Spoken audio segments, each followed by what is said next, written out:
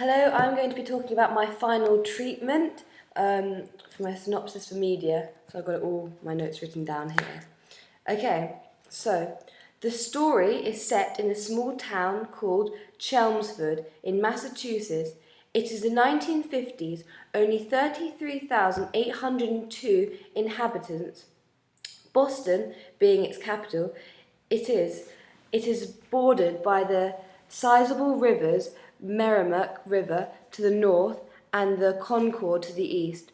The town has one public school, the Charter Middle School. It is a it is a colourful place and would look great if it was in no colour. So basically, so I was reading this out. I thought it would be best if it was no colour. So if it had a black and white saturation, I thought it would kind of take you back from like the 21st century, having all this colour and bright new tech, kind of take you back to the reality of everything being small town, suburban, very peaceful, just very minimalistic. So basically, it suits the black and grey palette of a movie without colour. The people like the agriculture are tall, elegant and sassy. The parish church is gleaming white. The parish church is gleaming white. The church's motto is, "Let the children guard what their forefathers have won." So I thought it'd be good to really go into depth and make kind of a very community based, a very kind of like, we've got the Christians, it's very kind of old school, very kind of tradition. So that's their motto. Their motto again is, "Let the children guard what their forefathers have won." That's a little heading there.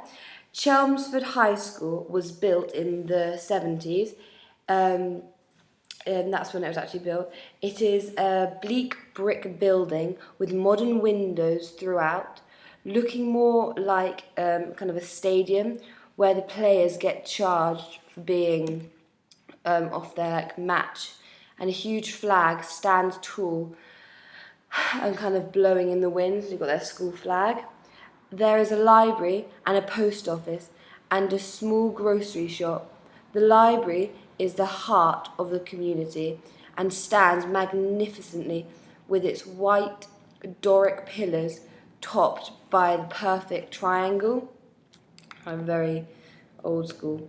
The old town hall looks somewhat jaded compared and looks more like a building from like kind of modern like murder films, like a really old, bleak, kind of dark old windows, very creepy and eerie. Everyone knows everyone, and one referred by first name is Nick. Is called nicknames. Is like Bud. So basically, everyone knows everyone, and one is referred by nicknames instead of their name. So, for instance, Bud or Bean or Hub. The characters in my story. So, my character is So your character is reunited.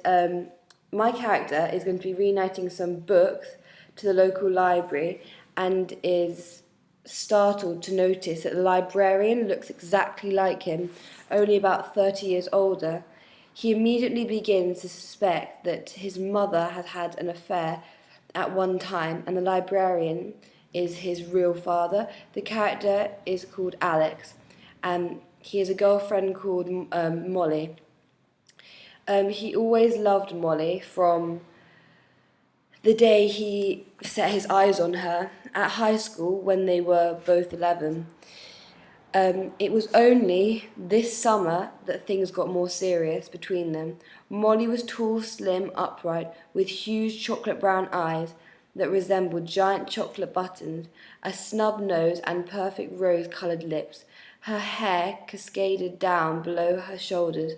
She was confident, funny, caring, and the best friend to all, though she could be elusive as well as like a loner.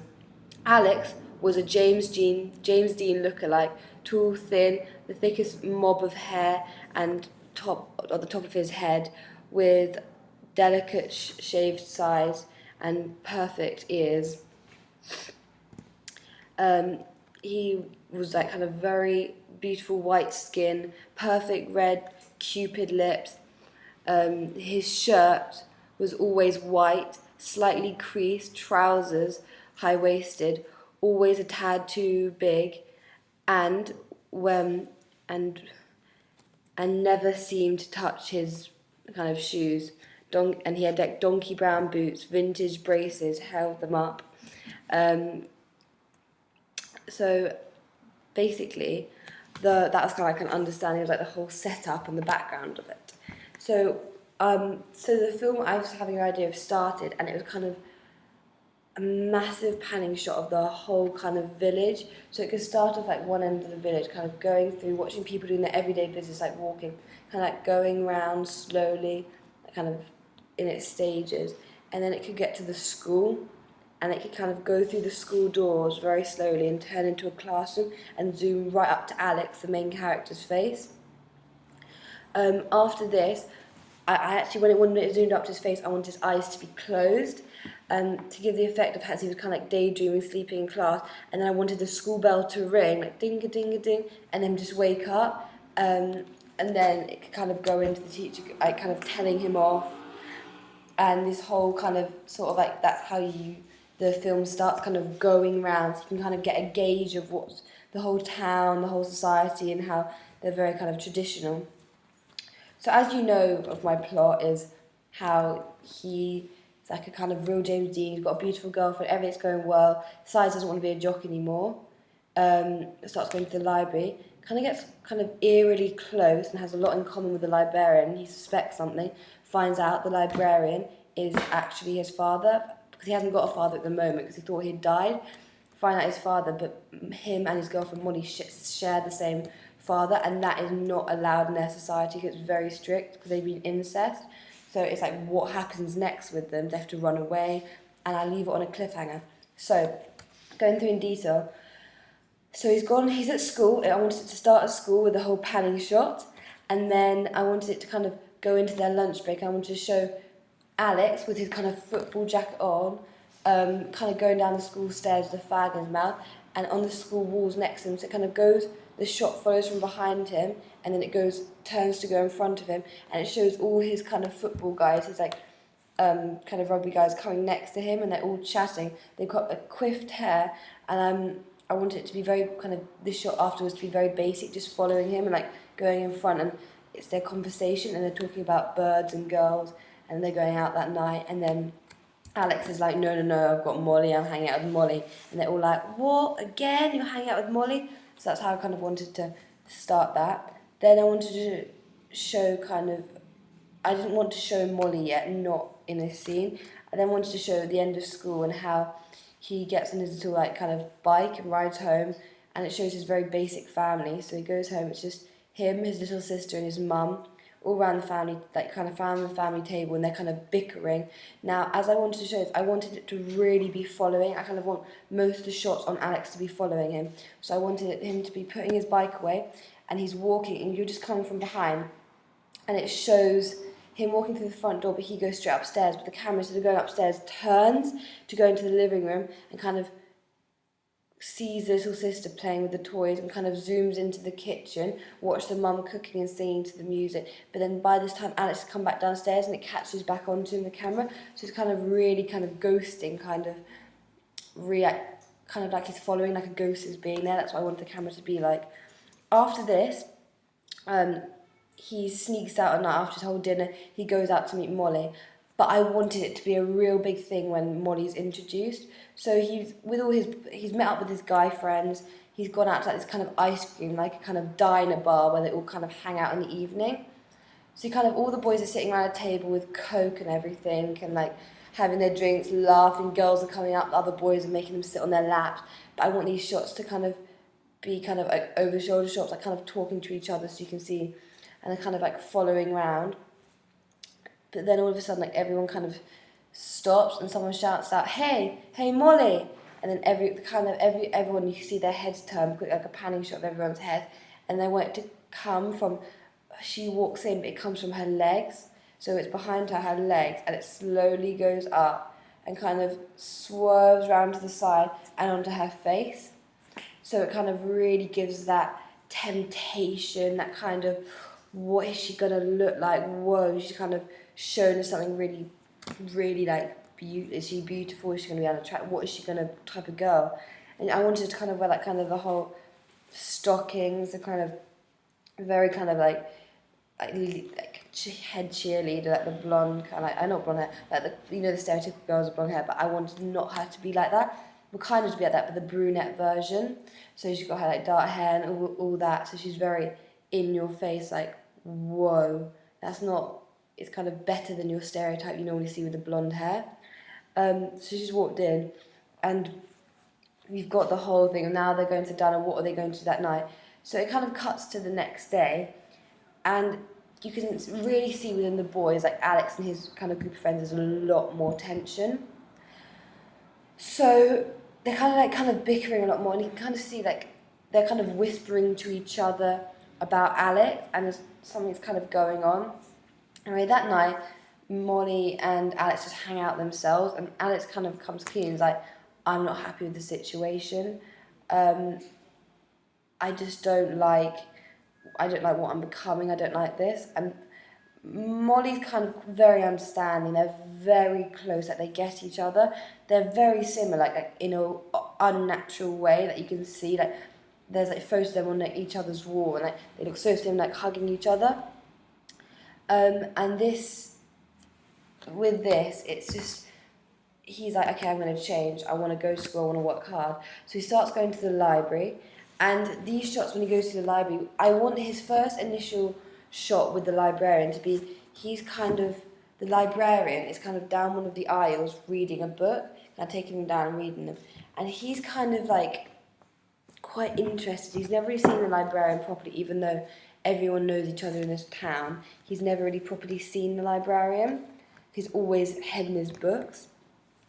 So the librarian's reading, and I wanted it to be kind of like a full kind of shot, like kind of like rising of the librarian, and then I wanted to turn. I like the shots being very kind of like very turning, kind of like very movement orientated, and I want it to kind of be slowly going along the bookshelf and watching, because I want Alex to be going the other side of the bookshelf to the librarian, and with his eyes just going along the bookshelf, like watching him, and the camera kind of following and like watching him sneaking up to the parallel side of the bookshelf to the librarian. But I wanted it, and then this shot I wanted it to be right at the end of the road, to seeing both sides of the bookshelf right at the end, seeing them and how similar they are. Like they're both kind of scratching their head at the same time. They're both kind of doing the same thing, because I wanted that to be the first into shot that they're kind of quite similar. Anyway, so after this, I wanted him to put his book back, the librarian, and it to push out the book to the side and hit him in the head, and he goes, ah! And so the librarian runs around, sees if he's okay. He kind of got a little bit of a bloody nose because it's hit his nose. Librarian, they kind of start a bond. He cleans his nose up for him. Start the bond. Notice they're quite similar, and Alex regularly goes back to the library to give books back and stuff. So that's how they start their initial friendship. And then I really wanted Molly to start getting a bit jealous in a way, and start getting very annoyed and pissed off that he's going to the library all the time, spending his time there. And basically, after all this is happening, and so it starts on a high and goes down, like the everyday life, and you just see him going back to the library and how he gets on his life. And then I wanted him to be one night to go to the library, and I wanted him to, like, the librarian's not there at that time when he's gone there, so he's just kind of looking through his files, going through books. He's in his office, like he's not like doing it out of checking out the librarian. He's kind of doing it as like friendship, just like kind of looking for a file, and he sees a birth certificate on his desk. And at this point, I wanted the whole room to be like very dark, and the only light you can see is from the shutters coming in, the street lamp light coming in, and you can see the lines on his face. I wanted that to represent that he's kind of trapped in a prison, like all these kind of like dark and white lights like from the shutters. And then the birth certificate, it says that Molly and Alex are his children. Well, obviously, Molly's already his daughter. sorry. Molly is already his daughter, because the librarian's married to this woman, but no one ever sees the librarian because he's always at the library. So Molly is his daughter that everyone knows about. So on the birth certificate, I wanted to say that Alex is his son with his mother, with like his mother, but no one sees the librarian. Like, only if you go to the library, and to be honest, no one really goes to the library and say it's all upcoming music and everything. So this is happening. The light shining in on him in pitch black, and I wanted the music to be very tense, like it's like really making the audience be like, oh my god, we had no idea what's gonna happen next. So he runs kind of home.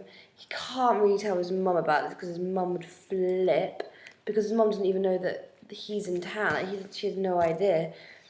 And everything, while he's running home, I want him to run home in a state of panic and cry.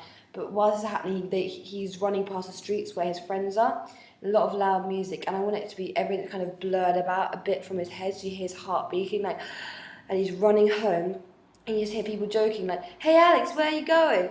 You gotta be home for mummy, and like all these things going in his head, and he gets home, and you just hear him run upstairs and just slam the door, and his back against the, and then his back to bang against the wall and slide down the door, and he's like, now the camera, I wanted to kind of literally just start at the top of the door, slide down the door, kind of curve onto his eyes, and literally his eyes, I want them to stare at the camera.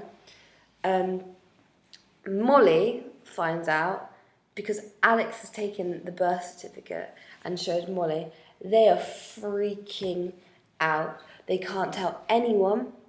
They don't know what to do because they're brother and sister, but they're going out. They're in love. They've like kissed. It's like proper relationship for them. They wanted to get married, and they're brother and sister. And that makes a lot of sense to them because they had the same ways that they're very similar. They even looked similar. So they were like very much in shock. For some reason, the librarian has gone missing. Like no one can really find him, and they think and Alex is convinced it's because he's noticed the birth certificate has gone missing. So he is freaking out. Alex really doesn't know what to do. And somehow, some of the school friends have overheard Molly and Alex talking about it. So the whole school knows and treat them like outcasts. Proper, like sniggering, like vile to them. And it gets around the whole town, the village. No one the mother is the last one to hear from it, Alex's mother, because she just stays in cooking, looking after the little sister, so she's unaware of it. So at this point of the film, when everyone finds out, I wanted Alex to meet Molly in the middle of the night with the bags packed, and I just want the last shot to have music playing. Like I was thinking of maybe kind of Echo and the Bunnymen song, The Killing Moon, to have it, and literally it's pitch black, and you see the street lights on from the town, it's empty, and you see Molly and Alex holding hands with their rucksacks on, just walking away into the fields, and that's how I wanted it to cut and end. So that's kind of my treatment and my kind of all over idea, and obviously like it's never finished there, you've always got more to add. So that's what I'm thinking of at the moment. Hope you enjoy. Thank you.